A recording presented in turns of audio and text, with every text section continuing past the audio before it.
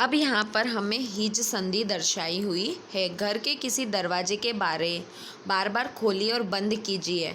कब्जों को ध्यानपूर्वक देखिए। यह दरवाजे को आगे पीछे की ओर खोलने देते हैं। कब्जों, आपने आपके दरवाजे में गुटका कोने में लगा हुआ देखा है। क्रियाकलाप 3। आइए कब्जों की गति के प्रकार को देखकर एक मोटे कागज अथवा गत्ते एक बेलन बनाइए, जैसे कि 8.5 में दिखाया गया था। चित्र के अनुसार गत्ते अथवा कागज के बेलन के मध्य में छेद करके एक छोटी पेंसिल लगाइए। गत्ते का एक और टुकड़ा लेकर उसको इस प्रकार मोड़िए कि यह आधा बेलन बन जाए। जिस प्रकार दूसरे बेलन को सरलता से घुमाया जा सकता है।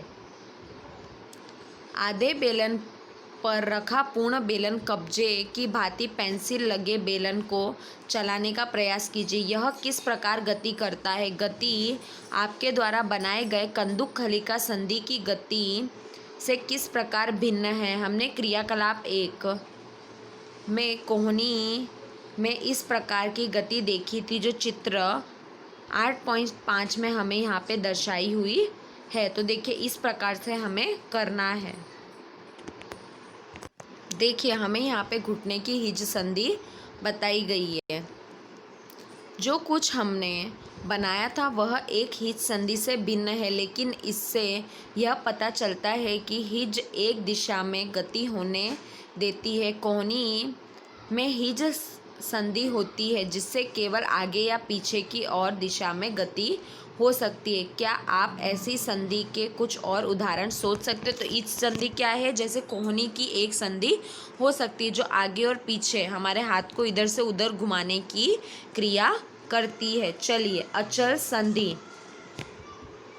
हमारे सिर की अस्थियों के बीच में कुछ संधियां उन संधियों के भिन्न, उनकी चर्चा हमने अब तक की है। ये अस्थियां इन संधियों पर हिल नहीं सकती। ऐसी संधियों को अचल संधि कहते हैं। अचल संधि मतलब जो एक ही स्थान पर रहती है, वहाँ से नहीं हिल डुल नहीं सकती। जैसे हमने हिज संधि देखी, कंदुक खलिका संधि देखी है ना। मुंह खोलते तो आप अपने निचले जबड़े को सिर से दूर ले जाते हैं। अब अपने ऊपरी जबड़े को हिलाने का प्रयास कीजिए। क्या आप इसे गति दे पाते हैं। ऊपरी जबड़े एवं कपाल के मध्य में अचल संधि स्थित होती है। हमने केवल कुछ संधियों की ही चर्चा की है। देखिए, जो कि हमारी अस्थियों को एक दूसरे से जोड़ती है। हमारे शरीर के विभिन्न अंगों को विभिन्न आकृति कौन प्रदान करता है। यदि आप एक गुड़िया बनाना चाहते हो तो आप पहले क्या बनाएंगे। संभवतः गुड़िया को एक आकृति प्रदान करने के लिए आप एक ढांचा तैयार करेंगे। आप ऐसा नहीं करेंगे। हमारे शरीर की सभी अस्थियां ठीक इसी प्रकार से शरीर की एक सुंदर आकृति प्रदान करने के लिए एक ढांचे का निर्माण करती है और इस ढांचे को कंकाल कहते हैं। तो हमारा शरीर जिस तरीके से हम कुछ बनाएंगे तो हमारा शरीर मतलब एक कंकाल के रूप में है। चलिए हम कंकाल के बारे में आगे जानकारी प्राप्त करते हैं। देखिए, हम कैसे जानते हैं कि यह मानव कंकाल की आकृति है। हम शरीर की विभिन्न अस्थियों की आकृति के विषय में किस प्रकार जान पाते। शरीर के कुछ अंगों में मौजूद अस्थियों और उनकी संख्या तथा आकृति के बारे में हमें तब पता चलता है जब हमें उसका अनुभव होता है। एक्सरे चित्र से हमें शरीर की सभी कठोर अस्थियों तथा आकृति के बारे में पता चलता है। अब देखिए, यह कंकाल मानव कंकाल यहाँ पे बताया गया। अब आप देखिए कि कभी आप हॉस्पिटल में जाते हो तो डॉक्टर आपसे कहता है कि नहीं ये हड्डी टूट गई है, तो आपको इसका एक्सरे निकालना पड़ेगा। तो एक्सरे से आपको पता चलता है।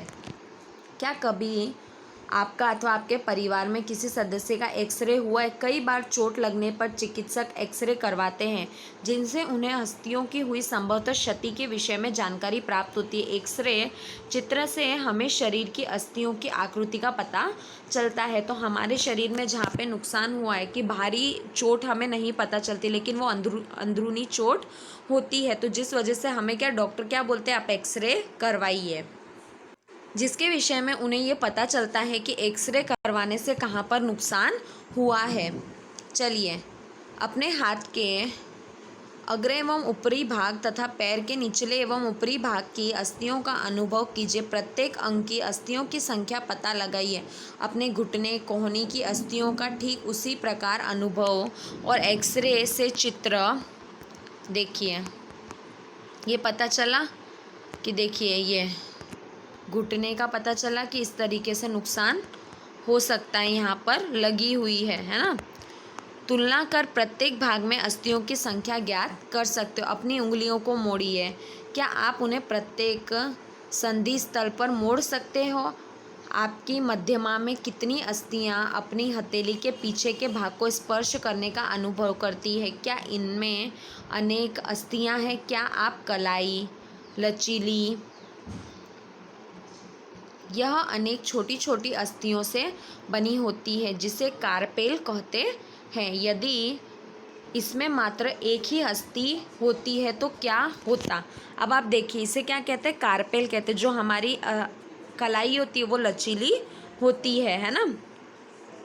देखिए, यहाँ पर आपको बताया गया है। अब हम क्रियाकलाप 4 की शुरुआत करेंगे। गहरी सांस भरकर इसे कुछ समय तक लिए अपने वक्ष एवं पीठ को हल्के से दबाकर अपनी अस्थियों का अनुभव कीजिए। जितनी पसलियां को आप गिन सकते हैं गिन लीजिए, जो चित्र 8.10 में दर्शाई हुई है। वक्ष की अस्थियों की तुलना अपने उपरोक्त अनुभव से कीजिए।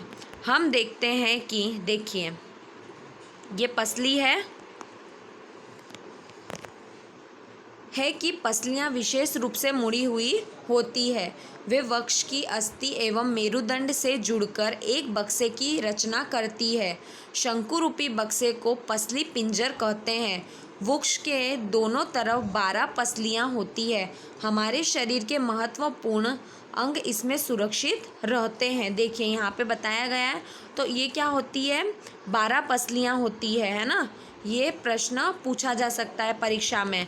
और क्या इसे हम पसली पिंजर कहते हैं, शंकु रूपी आकार की, यानी यह इस तरीके से मुड़ी हुई होती है। चलिए, अब हम आगे देखते हैं। चलिए, अब आगे अपने कुछ मित्रों को बिना घुटने मोड़े झुककर अपने पाँव की उंगली छूने को कहिए। क्या यह चिकनी, समतल अथवा अखंड है? अपनी उंगलियों को अपने मित्र गर्दन से प्रारंभ करके उसकी पीठ पर नीचे की ओर लाइए। क्या आपके द्वारा अनुभव की गई संरचना को मेरुदंड है? यह अनेक छोटी छोटी अस्थियों की बनी होती है जिसे कोशरुका कहते हैं। मेरुदंड 33 कोशरुकाओं का बना होता है।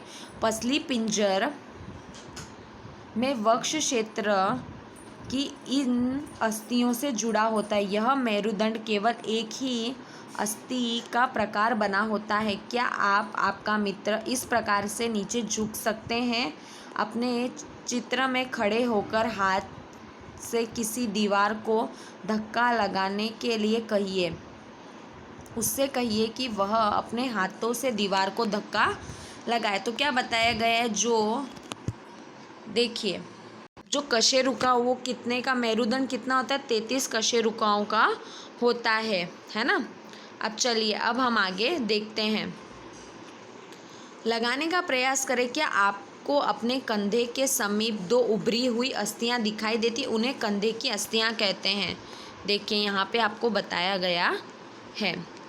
चित्र 8.13 को ध्यानपूर्वक देखिए। यह संरचना श्रेणी अस्थियां यह बॉक्स के समान एक जैसी संरचना बनी होती जो आपके आमाशय के नीचे पाए जाने वाले विभिन्न अंगों की रक्षा करती है। यह कुल्ले वाले हिस्सा है जिसके सहारे आप बैठते हो। चलिए, आपकी खोपड़ी अनेक अस्थियों के एक दूसरे से जुड़ने से बनी होती है। यह हमारे शरीर का एक अति महत्वपूर्ण अंग है। मस्तिष्क को परिबद्ध करने की इसकी सुरक्षा रहती है। हमने अपने शरीर की कंकाल देखिए, यहाँ पे आपको बताया गया है। ये देखिए, हमारे शरीर का महत्वपूर्ण अंग है जो हमने पूरा का पूरा कंकाल देखा था।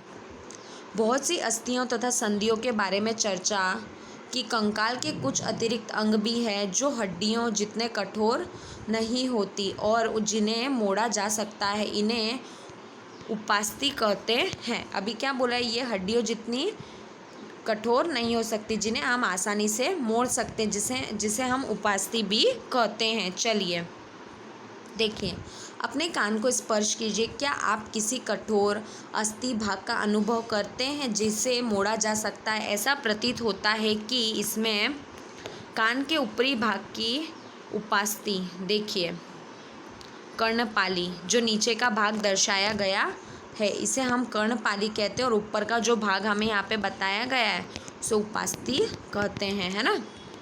चलिए, कोई अस्थि नहीं है। क्या आपको उंगलियों के बीच दबाने में कर्णपाली एवं इसके ऊपर के हिस्से में कोई अंतर महसूस होता है? क्या आपको ऐसा लगा कि कान का ऊपरी भाग उतना लचीला नहीं जितना हमारी कर्णपाली है ना, उतना लचीला नहीं होता, परंतु यह अस्थि जैसे कठोर भी नहीं होती। ये उपास्थि है।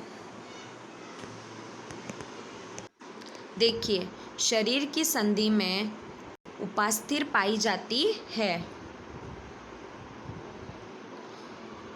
हमने शरीर की मानव कंकाल अनेक अस्थियों, संधियों तथा उपास्थियों से मिलकर बना होता है। क्या आप उनमें से बहुत को देख सकते हैं, मोड़ सकते हैं तथा गति कर सकते हैं? अपनी नोटबुक में कंकाल का स्वच्छ आलेख बनाइए। स्वच्छ चित्र आपको तैयार करना है। हमने अपने शरीर की उंगलियों, अस्थियों एवं संधियों के विषय में जानकारी प्राप्त की, जो विभिन्न प्रकार की गति हमारी सहायता करती है। अस्थियों को इस प्रकार गति करने योग्य कौन बनाता? आइए इसका पता लगाएं। अपने एक हाथ की मुट्ठी बनाएं और मुट्ठी के अंगूठे से इसी बाजू के कंधे को छूने का प्रयास कीजिए। देखिए, क्या आप अपने ऊपरी भुजा के कुछ परिवर्तन का अनुभव करते? दूसरे हाथ से इसे छूकर देखिए। क्या आपको कोई उभरा हुआ भाग दिखाई देता है जिसे हम पेशी कहते हैं, जो संकुचित है? संकुचित होने के कारण पेशियां ऊपर उभर आती है। अब आप अपने हाथ को पुनः लाइए। पेशियों का क्या होता है? क्या अभी भी संकुचित अवस्था में है? चलते अथवा भागते समय आप अपने पैरों की पेशियों में भी इसी प्रकार का संकुचन देखते हैं, जो उभर आता है। संकुचन की अवस्था में पेशी छोटी, कठोर अथवा मोटी हो सकती है, अस्थि को खींचती है। किसी अस्थि को गति प्रदान करने के लिए दो पेशियों को संयुक्त रूप से कार्य करना होता है। जब दो पेशियों में से एक सिकुड़ती है तो अस्थि उसी दिशा में खींची चली जाती है। युगल की दूसरी पेशी शिथिल होती अवस्था में आ जाती है। अस्थि को विपरीत दिशा गति करने के लिए शिथिल पेशी सिकुड़कर अस्थि को अपनी पूर्व स्थिति में खींचती है, जबकि पहली पेशी अब शिथिल हो जाती है। पेशी केवल खींच सकती है, वह धक्का नहीं दे सकती है। अतः एक अस्थि को गति देने के लिए दो प्रकार की पेशियों को संयुक्त रूप से कार्य करना होता है।